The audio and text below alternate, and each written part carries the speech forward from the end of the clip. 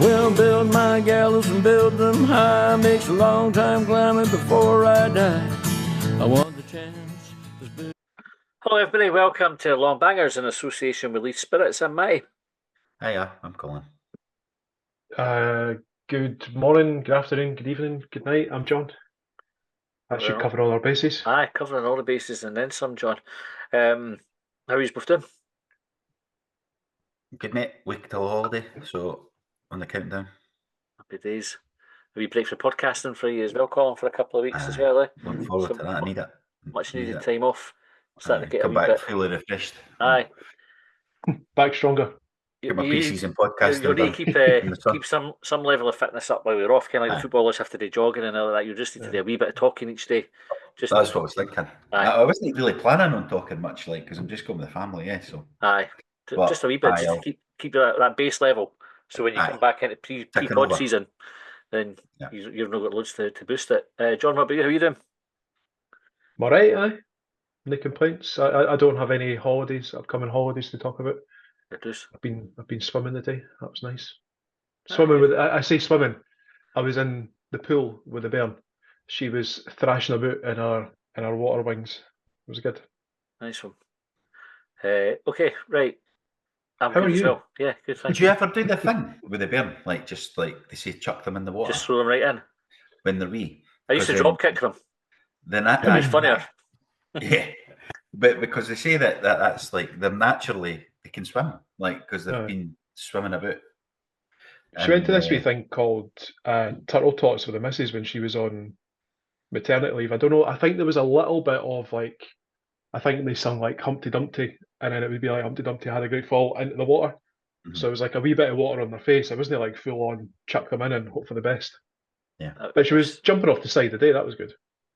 I've seen it before. There's videos of folk doing it. I think it works, but it's a bold move, isn't it? If it goes wrong, you're definitely the bad guy. Aye, but they're not going to remember. You know what I mean? No, because they did. They're not going to remember drowning them. You get them in time. Do you throw them out for a distance, to see how far you can do it? A soft landing, isn't it? Right, let's talk about Hibs. What we're going to cover. So, obviously, we're in pre-season. The team are just back, so our Longbangers episodes, there's a bit less for us to talk about. So we're not, a normal 45-minute, hour-long episodes. It'll be about a half hour of the day. So we're going to talk about pre-season friendly that we had against Edinburgh City yesterday, 5-0 win to Hibs. Talk about the 3 signings that Hibs have made this week, and I think that'll probably take us up to the time. There's also some very significant, interviews with David Gray and Malcolm Mackay through the week, which we will cover more in extra time. So if you're not a subscriber, I would recommend you go and subscribe. Go to our Patreon. There's a 7-day free trial. So extra time will go out tomorrow night, being Monday night. Right, you'll also get this episode on Sunday rather than Monday if you subscribe. Ad free as well. No adverts to trawl through. I think there's 3 adverts now on the free one, which I can't imagine is the most fun. I might even drop one in just to cut in between that sentence because that'd be really fucking annoying. But if you want them ad free, and it's £3 a month, $3 I think on Patreon. But like I say, a 7-day free trial, so you can go check it out first. Just go to Patreon and look for Longbangers, and you'll find it. And you also help us make the podcast when you do that. Right. So we just want to start with the game yesterday. Aye. Sounds good. Now, full transparency, none of us were there. Jordan, you went, did you? No, I couldn't make it. I was doing uni stuff instead, unfortunately. I could have made it, but I've got a wee rule that I didn't go to pre-season games. So I'm not apologetic about that at all. Not in the least. And I know we're going to talk about it, but I'm very much off the... It's a training match. They're running about to get fit. And Hibs kind of made that clear in that comms they put out before the game, didn't they? Which I thought was good. David Gray had named 2 starting 11s. 2 teams, 2 captains. Didn't fucking read too much into it. But we can you will anyway. Aye, pretty much. I had intended to go. I was speaking to you, Colin, before we started recording. My daughter was going to meet my niece in Edinburgh yesterday, so to the missus, we'll take the opportunity to go and watch the game. So we planned the day, booked things in, kind of like bowling and train tickets and all the rest of it. Once all that was sorted, I was like, right, I'll go in to get the tickets, and then realised it was a 1 o'clock kickoff and no a 3 o'clock kickoff, which I'd based the day around. So therefore, fucked it. So I missed it. But we've seen the goals. The Sky Sports kindly put them on. Some cracking goals in there as well, particularly Harry McCurdy's. Right, so without reading too much into the game, right, because it is a run around, Colin, were there any takeaways for you at all from it? No, not at all. There isn't it. It's just a fitness session, isn't it? It's just like a. It was good McCurdy got a goal, but what I took for that actually. There's one thing. I just watched it again just before it came on, and it was just a long ball for the keeper and a knockdown that he smashed for distance. And I thought, well, that's a wee bit different, eh? Like it were actually like a wee bit of a different style there, because it was that's all it was. It was just like Wimbledon 1980 style stuff. And I thought, well, I didn't mind a wee bit of mixture of that. Wouldn't want to be watching it all day, every day, but like I think you've got to chuck it in every now and again, because that knocking about at the back that teams try and do, because Pep dealt them to. It's good when it works, but I think now and again you need to throw in a bit of variety. So aye, okay, right. There was something at least then for you, John. Same question to you. Is there anything that you can take from the game of note? Nothing especially. I was going to ask, did any of the new signings, apart from did Warren O'Hora, or was it just the goalie? I take it the other guys were sorting out personal affairs. They were watching. I think they were in the crowd. As was really? Ellie Ewan. Yeah. Aye, because I was just listening to David Gray there after the game, and I think if they've no trained, they must be wanting to catch them up, because Ellie Ewan and Henderson he mentioned, but I assume the new guys, they missed last week's training, which was, I think they were only just back last weekend, weren't they? Or Friday or something. So they've done their fitness tests, and then they've done loads of sessions, so they wouldn't chuck them into a game without having done that. So Ewan and that were at HTC in the morning doing the first day that the players done last Monday, sort of thing. So they're on a catch up. So it's a bit shake back behaviour, because Colin, we played football last Saturday and we had no pre-season at all. Like I hadn't kicked a ball in this for 12 years and played 2 games. Obviously, no 90 minutes, right? But just applying some science to it. That wouldn't have happened in the olden days. I don't know if, to go to your original question, if there was any takeaways. I was a wee bit surprised to see Johan there, and like the explanation there about training sessions and being at HTC and getting some testing done at HTC and not put them into a game. Like, I wonder what that means for Johan's future. Like, I wouldn't have expected to see him at Meadowbank sitting at the side of the pitch if there was any sort of chance that he might go, albeit I know that that's not necessarily how football works. But if there was any sort of immediate move, you would expect that it would be somewhere else. I think it's the chat is that Hibs are holding out for more money than has so far been offered, and until such a time as that's met, then they will remain a Hibs player. And I guess we've got a duty to him, and he's got a duty to us, because he's under contract that you need to go through pre-season and everything, all the rest of it until a deal's done. So I think it's that big a surprise that if a deal's not been struck, that he's there. Well, I suppose that's what I'm getting at. That there is that no deal has been struck. So as things stand, we could be looking forward to seeing him in a Hibs trip at the start of next season. Which is why he's got to be there. Like, he's got to keep himself fit, and he's got to turn up as a player would, because he's contracted. So obviously, as you say, it's not imminent. Otherwise, he would be away talking to whoever it is he needs to talk to in whatever country it is he's going to go and sign. I tell you, the one thing that I noticed for the game that and you obviously you have to take into consideration the quality of opposition, because I think Edinburgh City are in a pretty bad place at the moment. And I'm not just talking about Meadowbank. Like, it's horrendous to watch football there, isn't it? It was a good crowd, by the way. You should mention that. Like, yeah, good, definitely. And I suppose it's on all the folks' doorsteps and that. And but it's interesting to see that many folk turn up, because I you know what, I've mentioned my thoughts on pre-season, but it's I don't know how many they said were there, but it was all around the pitch and that, so it was pretty decent. A healthy crowd, and it'll definitely have helped Edinburgh City, I think, with a wee bit of money. But I know they're not in a great place. So you take that into consideration, the fact that they're also just at the start of their pre-season as well. But I was impressed that we got like a high score. Do you know, like how many times have we gone into pre-season against a shit team, thinking we'll just turn up here, roll them over, and then it's been like a fucking 0-0 or a 1-1, and then everybody's ended up like deflated as fuck at the end. It kind of, even though you can go in, the result doesn't matter. The result matters when it's a shit one, and everybody kind of gets held against it. It just builds momentum. Whereas this one, and the result isn't significant, and it is all about getting the minutes. But I just thought it was good that we were really professional. Like both the first half teams and the second half teams won their half, and comfortably as well. I don't think Edinburgh City had a shot on target the whole 90 minutes. It was something positive after a long period of there being very little positive, albeit like with the caveats that you described. Yeah, and I thought that was good. I thought for David Gray to kind of have that sort of, it's no statement of intent. Like, you don't want to put too much emphasis on it, but he definitely would have, or you think he definitely would have said to the players, "We need to win the day, like, and keep going." But it's not enough to win 1-0 or 2-0 and just go through the motions. Let's go and put on a bit of show for the fans here, but make sure we start off the David Gray era with a win, and we did it comfortably. So I thought that was good.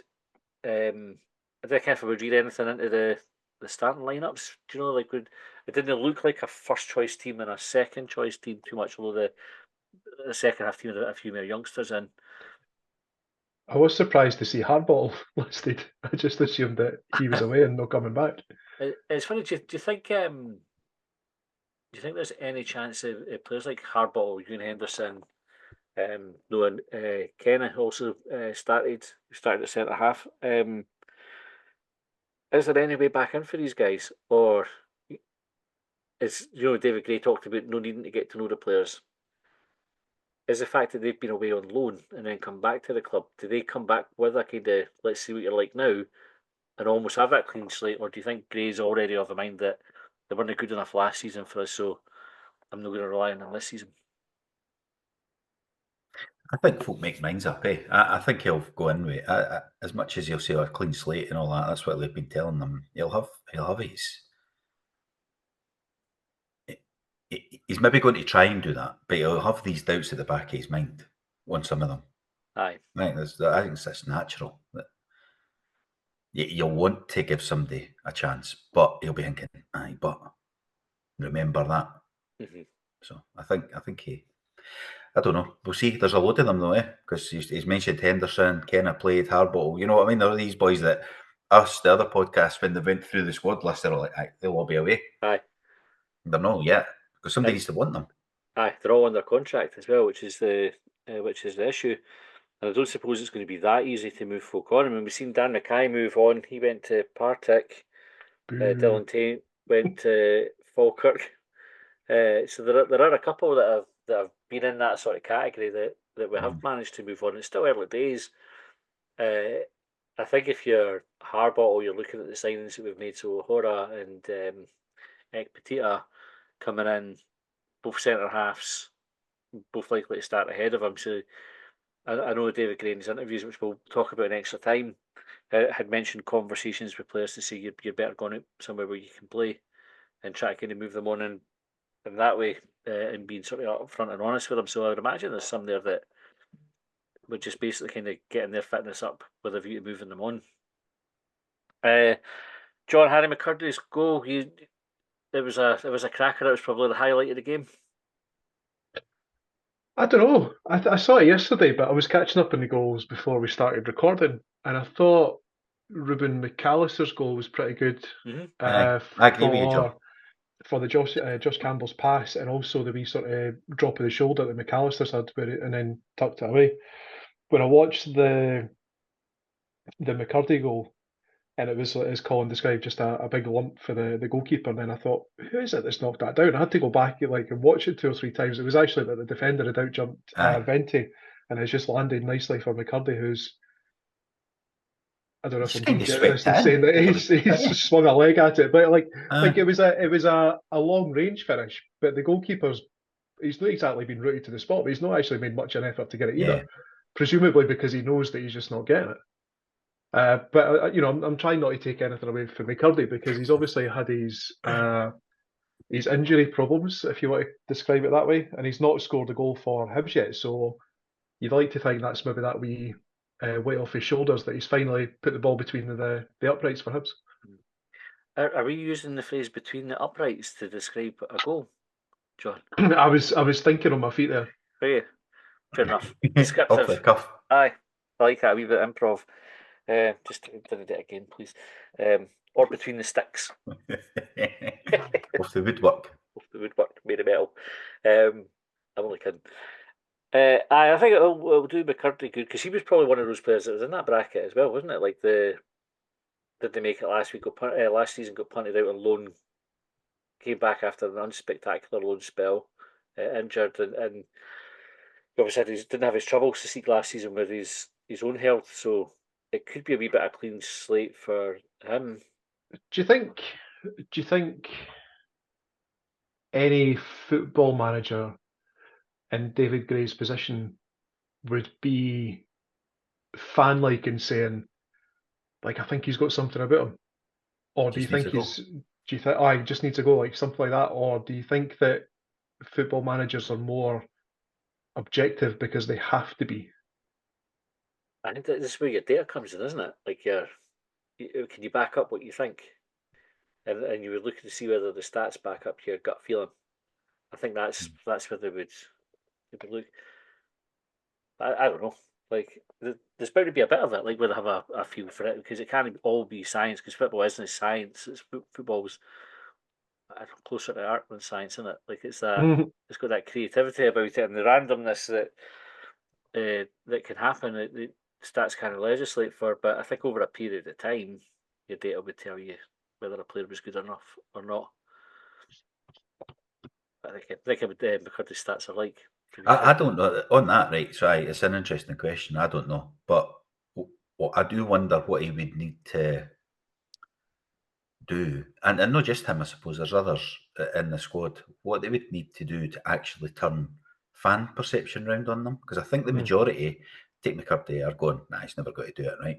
And bear in mind, he didn't look great in his first sort of season. Didn't really break into the team, but then he had that heart thing, which he got fixed. But I wonder how much that impacted his fitness and his health when in that first season.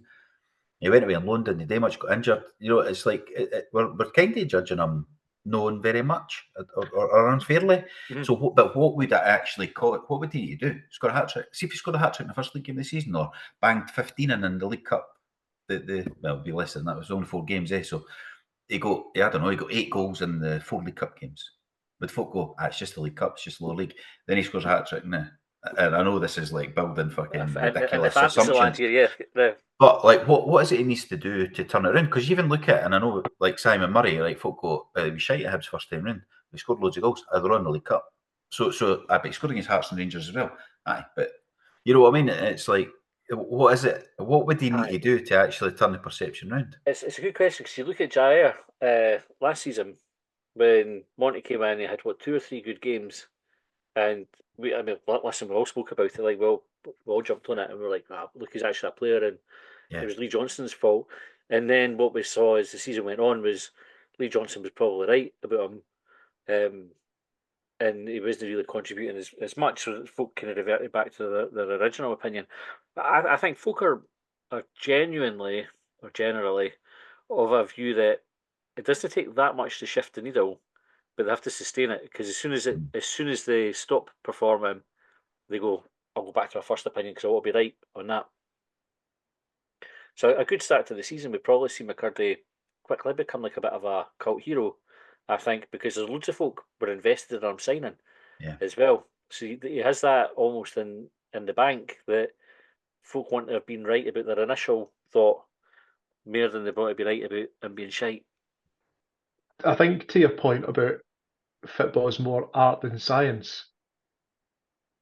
McCurdy's like physically, and what you see him do in the football pitch is a little bit different from your kind of bog standard footballer. And I wonder if that's something that captures the imagination of the fan a little bit, and they go, I want to see him do well. You can see that there is something about him. But to the other point about like the data, for example, there's not really much that he can prove. There's not any data to back up because he had a bit of a write-off season last year. So it's like, what does he do to change opinions? He needs to start, he needs to score, and he needs to, like you say, he needs to sustain it. Which is because I think the other criticism that he might come in for is that thing that Joe Newell gets criticised for, is that he doesn't do it often enough. Like, can he just be that he scores a goal here or there? Like, as a striker, he needs to be scoring and scoring regularly. Aye, and there's definitely like some players get. I've got like use the phrase "get away with it," right? Because that makes it sound like it's deliberate. It's like, I kind of use that carefully, or just for the want of a better expression. But look at Venti. Like, Venti had a stinking season last season, I think, right? But nobody's written him off, really, or very few people have written him off. Everybody was like played out of position. There was like a whole host of reasons why it was all right for him to have a great season. He's got folk making excuses for him, That we didn't apply to Harry McCurdy or Ewan Henderson or Jared Tavares or whoever. It's like some players get that leeway and other ones don't. Probably the difference with Venti is he started off with 5 shots and 5 goals. Well, aye. So and he's got a foreign name. Yeah, I think sometimes that makes a difference. It's almost like here I've proven I can do it, and yous have ruined me, rather than McCurdy coming and never kind of having that initial good spell in the first place. Anyway, we could create pre-season off with a win. Let's talk about the signings. We'll go with the what's your next game? Is it the Holland? Yeah, we're in Holland. So the team go to Holland on Monday. Right, so that's the next couple of games over there, is it? Aye, I can't remember the schedule. No, but that's where we're going next, though. There's no other games here. Aye, cool. No, I think they go straight. I think it's Monday that they fly out. Presuming they're flying. Right, signing centre halves, problem area, John. We needed to address them. What do you think of the signings that we've made? Aye, they look okay. In fact, maybe I'm underselling it by saying that they look okay. I did my usual Wikipedia research, and then I thought I would go one step further and go on some of the MK Dons and Blackpool fan forums, just to get a bit of a feel for what people were saying. I think they've both between them got, what do I say, Big Marv. I don't know how to pronounce his surname properly. Ekpetita, I think it is. I think he's got somewhere around 250 games under his belt at various clubs. I think O'Hora has got about 200 odd. So that kind of bodes well. It's not just like it's not just like a sort of Matt Macy style signing where they've been like third string somewhere and they've just come in and they're going to be playing like football effectively for the first time for Hibs. I think it was you that mentioned it, Batty, that they've both been captain previously. In fact, there was something interesting about Ekpetita where he'd been playing well at Blackpool. They made him captain, but then his performances started to trail off a little bit, was what I was reading. So I think it was an interview with him where he said that him and the manager had agreed that someone else would take the captaincy, and that would allow him to focus on his game, and his performances started to improve again. So I don't think that's necessarily like a sort of cross in the leadership column. I think that's more doing something in the best interest of the team, which is almost a bit of a leadership quality in itself. Definitely, yeah, 100%. I thought O'Hora's interview was good, albeit I thought there was quite a few tick box sound bites in there. Like, I thought the fact that he mentioned that he was Irish, like, it just, like, we talked about it recently with regards to Brian McDermott when he was doing HDC, and went, is anyone really that bothered about that? I get the impression that those two might be the starters, or certainly like competing to be the starters, because I know obviously like Bashiri played, but in fact I think he was pretty much ever present last season. I think it was Fish and Hanlon that tended to rotate. Like Bashir would tended to be, apart from the time when he was injured. So, like, we've definitely got three big, strong centre halves there to select from, which is probably an improvement on where we were last season, where it was kind of like, what are we going to be picking? Who's going to be playing? Is either of them left-sided? I don't think so. Not from what I've read, anyway.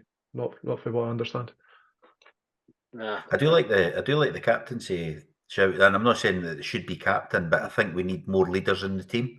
Whether it and as I say, I think I've got a different.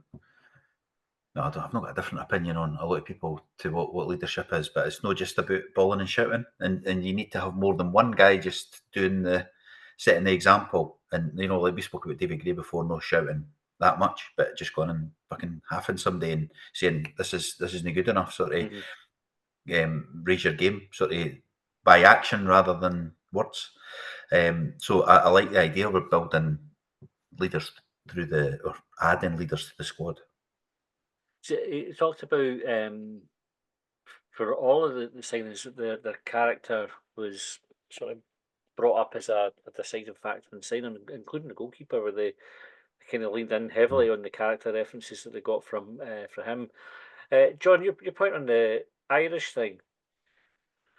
So, like, I think I didn't know that many Hibs fans there are some obviously that are kind of hang on to that the Irish aspect of the club's roots.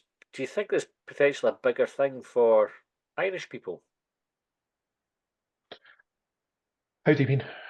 So, like, just they recognise the connection. So I always consider Hibs like a Scottish club, totally appreciative of the origins and why we were founded, and the story and the history and all the rest of it. But for me, I've always viewed Hibs Edinburgh, or like Leith, Edinburgh, Scotland, with that link to Ireland, and almost in contrast to, like, if you compare it with Celtic, where they go big on the Irish thing. It's like that's their, their identity is more Irish than it is Scottish. So I think we almost play it down because of that, like to distance ourselves a wee bit for Celtic. But I wonder, just what you're saying, that like Brian McDermott obviously made a point of it when he was talking about it because he had the Irish links, and O'Hara definitely did as well. He said it was like a kind of not big factor, but definitely like you said, tick in the box. So I just wondered if we maybe play it down more than others do. It probably comes. I probably mentioned it. It probably comes from my background, if you like. Like I don't have that I'm aware of any Irish ancestry, but I know that there's guys on the Down the Slope podcast that do, and on the Ramble podcast, and they're very, very passionate about it. And I hope I never downplayed it or was not being cynical about it. Like I remember I was down the Grassmarket a few years ago, and I got chatting to this boy randomly, and he was Irish, and he was telling me that he was over travelling, and we got chatting about football, and he said, "Who do you support?" He said, "Are you Celtic or Rangers?" And I went, "What? I'm fucking Hibs." And he goes, "Oh, I like Celtic's wee cousins." And I just went on this fucking rant at him. I was like, "Do you know like how we were founded? And do you know that St. Patrick's is just along the way? And do you know that Hibernian and like the Roman name and all that sort of stuff?" And he's like, "Fuck it, settle down, big man. Like I'm aware of the history." But I think because I don't have that connection in my own family, like that link there isn't as strong for me as it might be for other people. And I just wondered, I think with what you were saying there about like the way that Celtic played up, like you remember when fucking Roy Keane signed and Robbie Keane signed and Robbie Keane was given it as the club I've always wanted to play for and all that sort of shit. Like it's like that to me is a very cynical sort of like marketing ploy for them, which is something that I think they try and like because like we've been fucking referred to as like soup takers and all that sort of stuff. Like I look at their motivations very cynically, and I think, and I don't know whether it was just something that that Hibs had maybe tried to lean on a little bit to try because the guy is Irish and because of the club and its roots. And I wonder if it was maybe for me, it felt a little bit misplaced. However, for other people that have that stronger connection, it maybe resonated a little bit more with them. In fact, like we know that there's an Irish Hibs supporters club, Niall Kenny, and there was a few other boys as well. So that might have triggered them to go, oh fuck, like there's the big connection for us. That's a more of an emotional pull for us. It's interesting. And the goalie then, Joseph Bursic, Colin. I don't guess that like he's not been on our radar as a podcast as somebody that we might have signed, so their knowledge is limited. But for what you've seen or heard or read about, what are your thoughts on that signing? I don't know an awful lot, mate. I'm willing to. You know what, right? I've read wee bits and bobs. I don't know. I'm happy to wait and see. And that's the same with all these players. I do what I make. I don't like making a judgment before I've seen them playing. And then even then, it wouldn't be after the first game either. And I know that people make a judgment before they've played, and I know that they make it on the first game. I try and go and get a bigger sample size to quote a friend Liam. But I'm not up for early judgments. He looks, if David Gray's happy with it, and David Gray's talking about his character and all that, I'm happy with having good characters, leaders, and most importantly, good players getting signed. But I'll need to wait and see if he's a good player. I'd seen some chat about it being signs that the Gray and Malcolm Mackay have seen the same things as us. That the sort of the priority. I say us, not us, but as like the wider support is where the priority positions are being. But I don't know how much I agree with that. Like I don't think we could have not signed a goalie given that Marshall retired and Murray Johnson's going out on loan. So I think a goalkeeper was an essential signing. As for the two centre halves, given that Fish and Hanlon are both away. Like these were, Like it would have been negligent if we hadn't brought in centre halves. I don't necessarily agree that they've been brought in because we knew that people we had weren't good enough. I think it was like a numbers thing as much as that. What do you expect to see next, signing wise? What area? A midfield and a striker. I think what did we have? Our 7. We had 7, didn't we? That we were saying. And it was 2 centre halves, a goalie, midfielder, the striker, and then we went wide players because we thought Yuan or Boyle or both might leave. Yeah. Well, it looks like Boyle's not leaving, but Yuan might still. So I think that's the three that are left out of there. Well, we did say 4. I can't remember what the other one was, but that's they've done 3 of the 7 that we said that we said. I'm not saying it like we fucking decide, but you know what I mean. Yeah. We went for 7 positions and they've filled 3 of those. So I think they're on the same pitch as that. And the bit of rumour, just as we finish up, the bit of rumour over the weekend, Simon Murray and Greg Docherty. John, what are your feelings about either or both of Simon Murray and Greg Docherty coming back? They're both a bit left field, aren't they? Like Docherty, I don't think if this is possible, Greg Docherty just has to be in the conversation for a wee while, or at least he's not been at the forefront of my mind and thinking Hibs need to get him in. He'll make a difference in the Hibs midfield. And Simon Murray, it was weird yesterday that nobody was talking about Simon Murray, and now the conversation has turned to how Simon Murray could complement a Hibs forward line. It's a wee bit strange. And the thing is, I think I tried to be a bit complimentary towards Ross County and Simon Murray towards the end of last season. I can actually see how his stamina and energy and determination could benefit a Hibs forward line, because we're talking about, we mentioned Boyle and Yuan as wide players, but do we have another striker that sort of could lead the line with Venti, or a player similar to Venti? No. So I could almost see the merits of getting someone like Simon Murray in to give us that a little bit of versatility. And if you think about what David Gray was talking about philosophies and style of play, you're going to need different teams for different teams, basically. Yeah, for courses. Aye, maybe Simon Murray could make a difference. It's just it's funny. Just Simon Murray again, wasn't on the radar until yesterday. Now you're put in that situation where you're having to think about it and go, is he going to be? Is he potentially a good signing? Is it a lot of shite? Fuck, who knows? And I think to Colin's point, what he was saying before about judging folk before they start, you can only really judge them on what they do in a Hibs jersey. Didn't judge them on what they've done elsewhere. or before. Fair enough. Colin, last word to you on Simon Murray. So Simon Murray got spoke about last year with a lot of fans because he was scoring a lot of goals. He works hard. He's been here before. He says he was a Hibs fan, which I don't know if that makes a difference or not. I'm sure he did say that. He scored loads of goals when he was here before, but Lennon obviously didn't fancy him, so got rid. I don't know. He's 32-year-old. I would expect he wants to play somewhere, but maybe he's happy to be, because he's not going to be your first pick, is he? He's got to be a squad player that fills in, works hard, runs about, and chips in with the odd goal. I don't know. I don't know if I would be that bothered about him. Greg Docherty was really good when he was here for 2 months before COVID. I just looked up what age he is because I think he must be in on, but he's only 27. So it's like actually another maybe, I don't know, you would expect he would come in as another sort of leader, like you know, in the experience really. Centre midfielder. You know, I spoke about one of my ones was a centre midfielder that would come in and dictate games and do that stuff, do the Callum McGregor stuff for Hibs that he does for Celtic. And I don't know, I think he could be that type of player, but I don't know. I've only seen him for 2 months at Hibs. Aye, but I did like him when he was here for that short period. I think he kind of got tarnished for like a poor Derby performance just before COVID kind of stopped the season, and folk remember that. But I think overall his performance was really good. It was good before that. Yeah. I wouldn't be adverse to it. Anyway, right, that's us. We're out of time.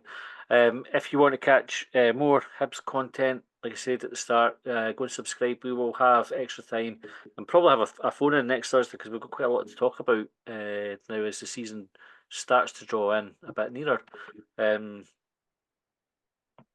If you subscribe, you get to come on and phone in as well. You can contribute rather than just listen, and you do get extra content with extra time at the start of the week as well.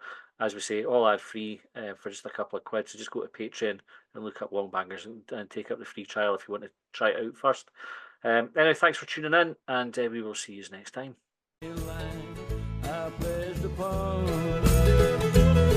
Well, they trailed me down when I broke free. I drank all the whiskey in Tennessee.